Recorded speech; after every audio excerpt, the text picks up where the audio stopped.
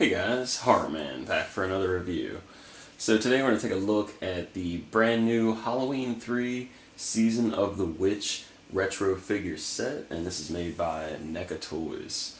So just taking a look at the cover here, just says Halloween 3 Season of the Witch, has that classic VHS or movie poster packaging, which is pretty cool. If you go over to the back, it just says Silver Shamrock Novelties. You have the Silver Shamrock logo, and on the bottom it just kind of gives you an idea of what's inside the box.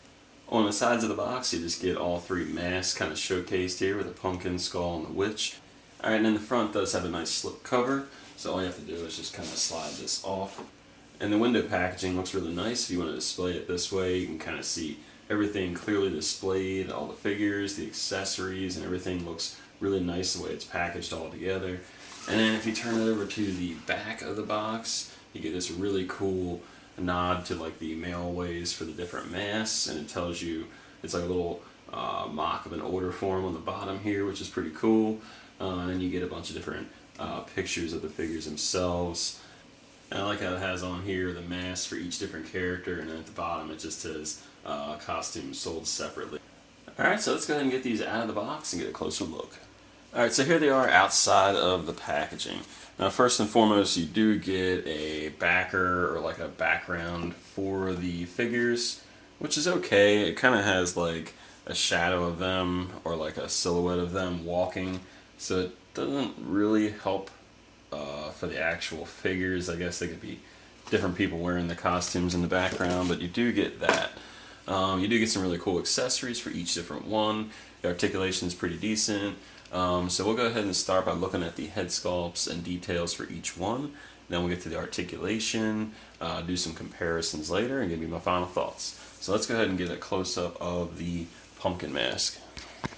Alright, so starting with the pumpkin mask here, I really like the details in this head sculpt.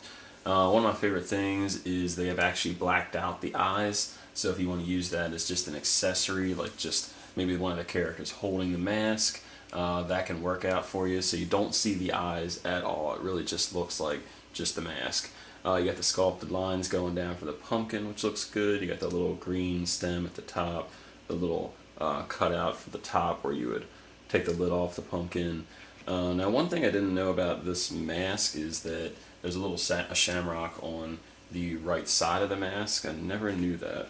And then over to the back you have the standard Silver Shamrock logo, which you see on all the masks, which is like the final processing for the masks, and that's pretty much what kills all of them as long as it has that label.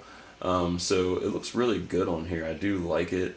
But you do get a battle damage mask with each different one, and the only one we really saw on screen in detail was the pumpkin, so they made sure to get this really nice and screen accurate, and we'll go ahead and change that now. So it pops off pretty easy, and then you just have a little peg hole in there, and there is the battle damaged pumpkin mask. Alright, so here is the battle damage mask for the pumpkin, and you could really see all the different details going on here. You got like a bit of a faded face, kind of more like a yellowish, really like grimy looking color. You have the snake kind of coming through the eye and the mouth. You got the different like bugs and whatever else is coming through this mask, all showing up in the eyes and the mouth and the nose. Just really nice sculpt work. Over to the side, you can really see where the seams, or like where they sculpted the seams for the pumpkin, are like splitting apart. So you get to see a little bit of that rot and kind of just gruesome looking textures going on the side. You can see a bit of that snake kind of coming out the mouth here on his left side. Almost looks like a tongue. And again, a lot of that rot. And you can see what looks to be maybe maggots coming out on the like the top of that pumpkin there. Looks very similar anyway. And of course over to the back you still see that Silver Shamrock logo. And taking a look at the skull mask character, which has always been my personal favorite, very popular Don Post mask, and I think NECA's done a killer job of really replicating what this looks like. Again, just like the pumpkin mask, you have the blacked out eyes, which works out really good if you just want to use this mask as an accessory. The eyes just really look nice, kind of blacked out. You got the nose blacked out, and then you got the different teeth that are missing on here. Really nice sculpt of that mask. Over to the side, you got a nice jawline showing here, a lot of cracks going through the skull, a bit of a protruding forehead, and then you could definitely see a little bit of that silver shamrock logo showing there. Over to the back, you can see the different cracks showing up, again with the silver shamrock logo showing at the bottom right. And I really like how the back is kind of split, just like those old masks were. They really didn't go completely around to the back. They always had a little bit of a split, maybe a little bit of hair coming out. But yeah, overall, really nice details in this mask. Alright, so just like the pumpkin mask, you do get a battle damage version of the skull mask, which is really cool, and it's gruesome just like the pumpkin mask is. Now what's cool about this is we didn't really get a clear shot of this in the actual movie, so NECA's kind of giving us something we haven't really seen before. Alright, and here is the damaged skull mask, and again, this is something we really didn't get to see much at all in the movie, so that's pretty cool. Again, this is something that NECA's kind of like giving us something we haven't seen before. And what I really like about it is you can kind of see, if I get the light right, you can see his eye, actually his right eye on this one. And if you remember, the eyes on the regular masks are blacked out. So I like that for this damage mask, you can actually see a little bit of expression in his eye. Now you couldn't see that with the pumpkin one, because the pumpkin one you actually see on screen. We kind of know what that looks like. But for this one, we're actually going to see a little bit of that, expression through it. But besides that, of course, you got the snake kind of coming through the mouth and one of the eye holes, which looks pretty crazy. The color is definitely a little bit different on this one. The regular mask is definitely more like that gray, so this has a little bit more like skin tone to it almost. But yeah, really nasty looking, snake coming through here, so pretty cool. And the side of it looks really wicked. You can see that snake again kind of coming through the mouth. Differences in color kind of all throughout the mask. Here you can kind of see almost looks like some kind of like pus or something, which is really nasty. So you can see that all kind of coming through, again with the shamrock logo showing on the back of the mask. And then on the other side of the mask, you can see where the snake's kind of coming through that eye hole, again with some different cracks, kind of actually splitting the mask apart with some juices and stuff coming through. So just overall, just really creepy. And again, you got the split in the back of the mask. So great looking sculpt overall, and again, I really like how you can see his eye. Alright, so finally we have the witch mask, which personally was always my least favorite, but NECA really went all out with this particular figure. For one, just like the other mask, the mask here looks really good. I mean, you got the wrinkles in the face. I really like the choice of green, looks really good on here. You got the open mouth with some of the teeth showing. Just really good details here. And of course you do have the hood, which covers most of the face mask. Now the hood is still plastic, but it does have some flex to it. But it's not a soft goods hood, so it definitely will stay in that position. And from the side, I think this mask actually has one of the best profiles. I mean, if you look at that face, I mean, it's so good. Then you got some texturing in the hood, which is really nice. So just really great sculpt on this mask. And over to the back, you can see the silver shamrock logo on the right side here, which looks pretty good. Alright, and then finally you do get the battle damage mask, which again is something we really didn't get to see in the movie. It really focused on that pumpkin mask, showing all the gruesome stuff kind of coming through that mask. So NECA kind of gives us something that we really didn't see clearly in the movie at all. So here is the battle damage mask, which looks really good. So we'll go ahead and put that on the witch. Alright, so here is the gruesome battle damage mask for the witch. And again, just like the other ones, the original mask is just blacked out eyes, but for this one you really get to see like the terror in the eyes during this whole gruesome thing, and you can see it for the witch. You actually can see both of the eyes, which is even cooler.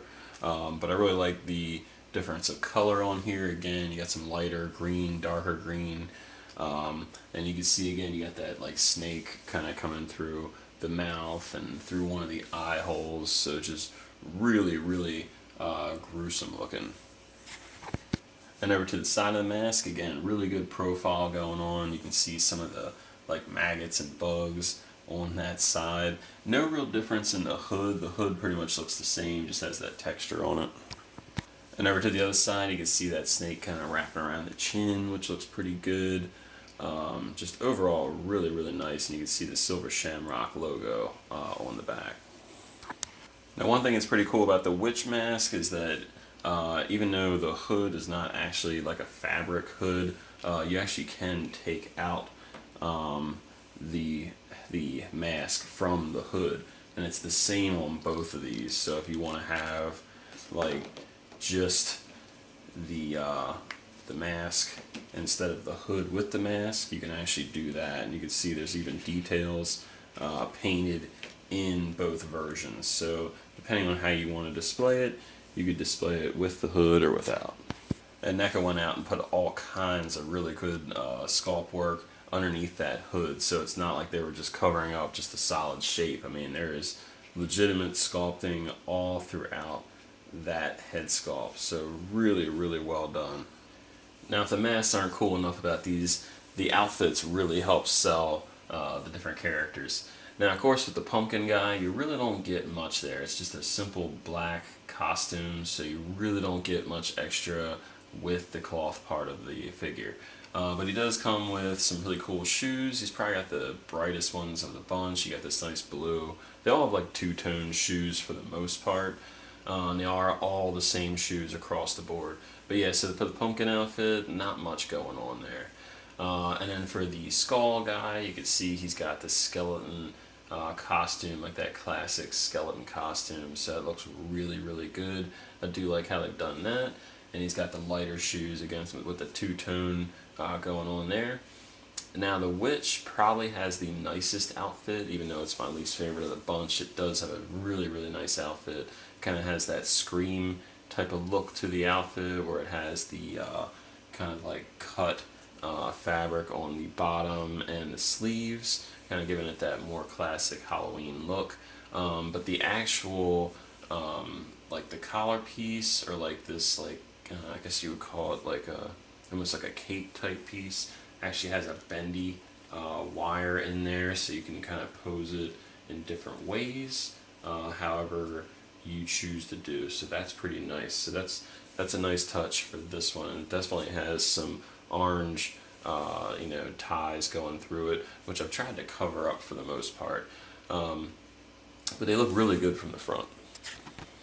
And then looking at the back of the costume, again with the pumpkin guy, you really don't have much going on. It's just a straight black, but you do see the Velcro piece where you could take the fabric outfit off. And then with the skeleton guy, you can kind of see he's got that skeleton on the back now. So really good details on that as well. So I really like how they did the skeleton outfit. Very classic Halloween. And then the witch, you can see again, really a lot of details going on. You got that nice bendy wire all throughout the bottom of that kind of hooded piece. And then you can see the skirt of it has those kind of cuts to it, and the shoes look really good on the back as well. So really good details overall. Alright, so taking a look at the accessories, you do get some for each different character. First of all, so of course you get the standard non-damaged mask, then you get the damaged mask or the gruesome mask. You also get two sets of hands. You get one that can grip onto things, and then you get these other ones that are kind of like almost like agony type of hands, or like relaxed hands, but they definitely have like a creepy type of look to them. And then of course you do get the hat, which is optional for the regular pumpkin mask, and there is like a little peg hole on the underneath side of it. And then you do get a trick-or-treat bag, which doesn't have any kind of string or anything. It's just made out of paper, but it does have a nice wrinkling to it, and it just looks like an old brown paper bag. Alright, if you want to put this witch hat on the pumpkin mask, again, it's just like a little peg hole in that underside of the witch hat, and you can just put it on just like that, and it kind of just pegs in. So pretty simple. I do actually like this. And just in case you want to put it on that gruesome head, it'll fit on there as well. Alright, and for the skeleton character, we've already kind of looked at some of the accessories again. You got the gruesome mask, or the battle damage mask, which looks pretty good. You do have the same hands that come with the pumpkin version, so again you get the gripping hands, and then you get these kind of relaxed, or like agony type of hands. Now the cooler thing with this one is you do get that really cute trick-or-treat plastic bag, so it just says trick-or-treat. It's got that 80s type of look to it with little ghost, cat, pumpkins. It's got a little handle to carry it. There's nothing on the other side, so it's just plain, but it really is the coolest trick-or-treat bag, definitely, of the bunch. And here's a skeleton kid with the different interchangeable hands, and again, they're really good to use for these gruesome masks. Alright, and the accessories for the witch, of course you have the gruesome or battle damaged head, and I've gone ahead and put the hood as a separate accessory on this because you can actually use that hood in a couple different ways. And then you have the two different relaxed hands, or like the agony hands, and then you have the simple brown trick-or-treat bag. So decent accessories for all three of the figures, but I would say that the trick-or-treat bag with the cool design on it, I really wish they would have just gave us three of these, whether it was accurate to the movie or not. It's really cool. And the final accessory you get with this box set is the TV, of course. You just can't have these kids without this TV. So on the screen itself, it is a lenticular cover, so you can see the pumpkin, or you can see the silver shamrock. The detail's really good on here. You can see the different turn knobs for that classic 80s TV. You got the different dials on the front here, and this kind of like steel diamond in the middle. So pretty cool. You got the little plastic like vents on the front of it, and it's just got that basic brown TV, which looks pretty good and authentic to the 80s. If you want to hang it on the wall, you can do that. It has a little hole in the back. So pretty cool accessory, definitely one that many people will get some cool photos with. I always like seeing these diorama pieces. And here they are holding all their different trick-or-treat bags, and they seem to hold those pretty well in the gripping hand. And just quickly going over the articulation here, pretty much what we're used to at this point for these retro figures. You do get some decent head pivot out of here, which I do like. You can look down a little bit, you can look mostly just straight forward, can't really get a lot of up out of there. But you do get really good range going up, and then you can put the arms almost straight up, a little bit on an angle, and then the arms go pretty much almost flat down to the waist. So that's pretty good. You do get which looks like to be a single hinged elbow, and then the wrist can rotate or can move in and out. So if you want to get different poses with those wrists, you should have no problem there. Nothing at the waist. There is no waist articulation. Now this is like the kid body, so I'm not completely surprised, but yeah, there's nothing at the waist. You can get the foot out pretty far.